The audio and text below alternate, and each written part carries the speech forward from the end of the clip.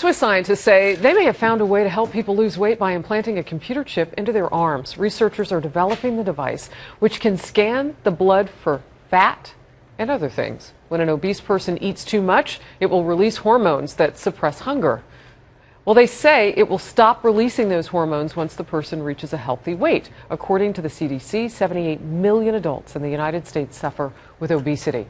That's 34%, while 17% of children suffer with the disease. Researchers say the device could be an alternative to diet pills and weight loss surgeries, but that it could take a number of years before they can actually safely release it to the public. So Dr. Nina Radcliffe is here to tell us more about it. She practices at Atlanticare Regional Medical Center, studied biomedical science and ethics at the University of California in Riverside. Dr. Nina, as I like to call you, good to see you. Thank you. All right, so can this work? Yes. How does it work exactly? So it functions as a thermostat. It's implanted in your body and it monitors the blood levels of your fat. When it reaches a certain threshold, then it releases a hormone that tells your body that you are full and will send a signal to your brain to stop eating. Is it dangerous?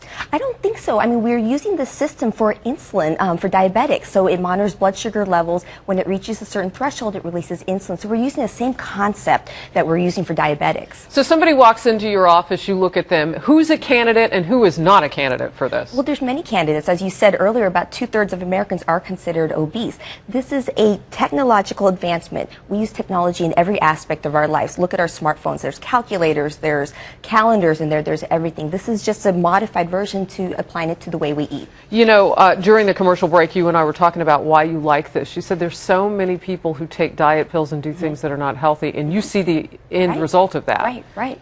Look at Fen-Phen. It was a complete fiasco. People died from it. They had everlasting changes to their heart and their lungs they're dying from earlier in life than they would have normally done that. And just recently, the FDA found that there's a number of these popular dietary supplements that actually contain amphetamines. That's not good.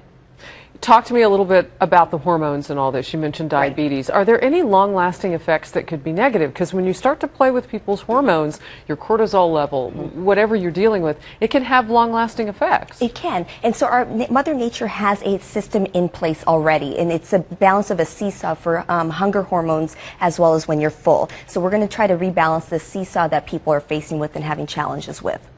And this versus because I call this one of those forms of Uber dieting, when you get really serious. This versus actually being a little overweight, you would choose this over that? Well, I think that's where you have to discuss this with your physician. Is this best for you? A little bit overweight, 5 pounds, 10 pounds, but we're looking at people who are 50 pounds, 100 pounds, 150 pounds overweight. This could be a very good alternative to having surgery or taking these dangerous diet supplements that we don't know what their effects are. Dr. Nina Radcliffe, who I declare should never even have to think about this in terms of dieting, even though you said you were glad it was on the market. Yes. Thank you very much. Thank you very much.